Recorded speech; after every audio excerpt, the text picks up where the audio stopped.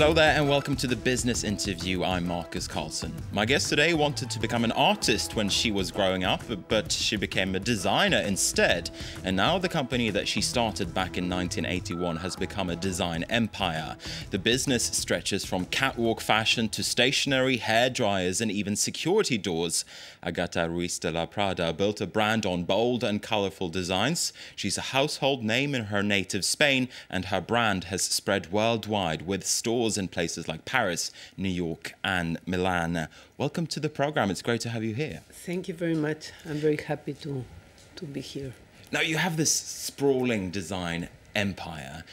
I have to ask you, do you think of yourself as a designer first and foremost or as a businesswoman these days? No, never as a businesswoman. I began, when I was a child, as you said, I want to be a painter.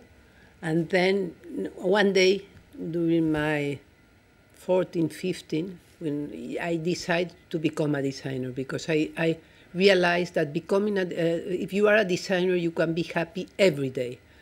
If you are an artist... But isn't that possible as an artist? Yes. No, but if you are an artist, first of all, you have to be alone. And I don't like to be alone. If you are with a lot of people around, it's always more easy to be happy. But if you are alone drawing, there is a lot of crisis, you think too much, and you can become a little bit more crazy. So is that what drove you towards design? So what I like very much about my job is this a team job. You always work in teams. Teams for a fashion show, teams for doing a product, teams for everything. You are always surrounded by a lot of people, no? Now, these days you work with a whole range of different companies, including Swatch, the watchmaker, and you also have your finger in a lot of pies. You do women's wear, men's wear, interior design I am products. very lucky because a long time ago, a fashion designer used to do only dresses for rich women. And now you can do anything. You can do gardens, you can do architecture, you can do films, you can do things you can do anything. So, but why do you want to do everything? Why do you want to do so many products? Because I think it's something that is not understood at all in France. But I think I have a problem of deficit of attention. So if I am a lot of time doing the same thing, I become bored. And it's not for my personality. So in France, it's a country which is very critical with people who do lots of things. They want you to be in a room doing skirts for the rest of your life. They would rather see you specialize here in France. But I hate that. So I like to be working in hundreds of projects at the same time. But some people will probably say, perhaps here in France, some people will probably say that there is a risk that you're watering down your brand, that you're spreading yourself too thinly. Don't you think there is such a risk? But when I was at the beginning of my career, I was always dreaming about the fashion becoming democratic. And now the fashion has become democratic. In what way? Well, Spain, who was a country with a lot of creative people, but it was not a country important in the world of fashion, now has the best companies in the world. The companies who are dressing half of the population of the world, no? So everybody can dress for not a big quantity of money, no? Mm-hmm. So the French idea that you have to dress, but the dress has to be very expensive, is in a big crisis. And the big genius of France have suffered a lot, like Christian Lacroix or Castelbajac or Jean-Paul Gaultier. So Spain and its brands, including Inditex, Zara, yes, Bershka, is more of a success story in the 21st century world of fashion. Today, people don't understand why you have to spend a fortune in a thing.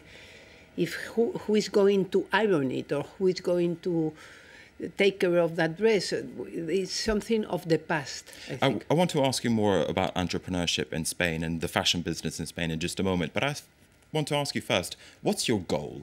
Where do you want to take your business? How big do you want to make it? For me, it's very important that the concept is very high So I have to have the respect of that. But the price that's why I was very much in love with Swatch, because I used to work a long time ago with Swatch. Swatch at that time was a company like today Apple. It was the company more in advance. So it was a company who has number one in design, number one in creative people, number one in technology, but very inexpensive, no? Where are you seeing growth, both in terms of products, but also geographically in the world? What gets you excited? My studio, when I come from a family of architects. If I were an architect, I would be the 9th generation of architects, which is a lot. Yeah. So I have always heard in my house, I am going to the studio, never I'm going to the office. So it's a big difference, because when you are in a studio, you are working on projects. You are not, you want to earn money, but you are not so obsessed with money, but you are obsessed with doing projects. So the business side of your business doesn't concern you so much? Yes, is that what you're saying? No. Some years ago, because I wanted to become an architect, but so I began to study when I was very big. So I began to take lessons of algebra and calculo. So at that time, I think that was good for me. And now every morning I see all the business side of my studio, which is becoming more and more interesting for me. So, and one thing is that I try to be I don't do silly things with money, no? And that's the secret of my studio. In a moment, in the last years has been very difficult for everybody, and we have survived because we are very prudent. That's right, because you came close to going bust quite early on in your career, didn't you? Or your company came close to going bust, and you had to get help from your grandmother. Yes, that was at the beginning, and that was wonderful, because at that time I was like 24, 25 years old. So I was so much afraid of having economic problems that I hope never in my life I will have them. Is that the main lesson that you drew from that? Yes. It was a wonderful lesson. Because I was, at that time I was selling a lot. I was selling in 200 different shops in Spain, but people were not paying me. So I remember, so it was a nightmare. I couldn't sleep. So my grandmother, which was a wonderful grandmother, helped me. And from that time, I am so much afraid of doing silly things that I am always very prudent with my company. So my company is owned 100% by me. I wanted to return to Spain then, and the Spanish economy. You're seen as a promoter in a way of Spanish entrepreneurship and also of the Spanish fashion business. What would you say about the climate now in Spain? There's been a crisis for the past couple of years. What's the business climate in Spain? It has been a very heavy crisis, but for the big enterprise, the big fashion enterprise, they have grown up during the crisis, like they have doubled the company. So when a company is very well organized, she can survive and she can do a good job, no?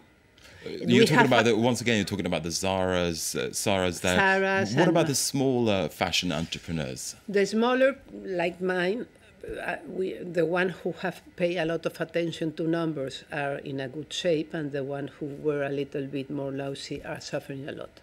Do you think that the crisis is changing the mentality in Spain? There are now hopes that the Spanish economy is coming back, but do you think that there'll be a lasting legacy? Spain has been a poor country for centuries. I remember when I was a child, my first school was a French school. And in Spain, we have always had the obsession to avec la France. It has always been a French obsession. Yes, the French obsession. I am an example of a French obsessed people. No?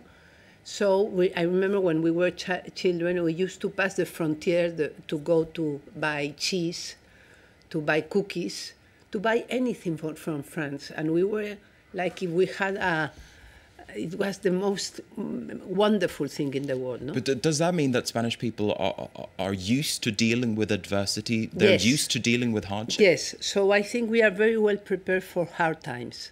It is much more difficult. I think it's going to be much more difficult for the French people to go out of this crisis than for the Spanish people, because we have been poor for centuries.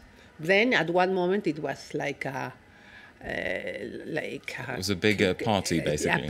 A big party, but people like me, we didn't believe at all it was real, no? Mm-hmm. Then when the crisis came, we were prepared, no? Because so you're pretty confident about the Spanish economy? Yes, and the Spanish people are very good making sacrifice. Mm-hmm. And the French people are very bad making sacrifice because they have always been rich. All right, we're going to have to leave it there. That's a pretty controversial statement to be making right here on France 24. Margarita Ruiz de la Prada, I want to thank you for speaking to us here at France 24 and the business interview. And I also want to thank you for watching at home. Thanks for watching France 24.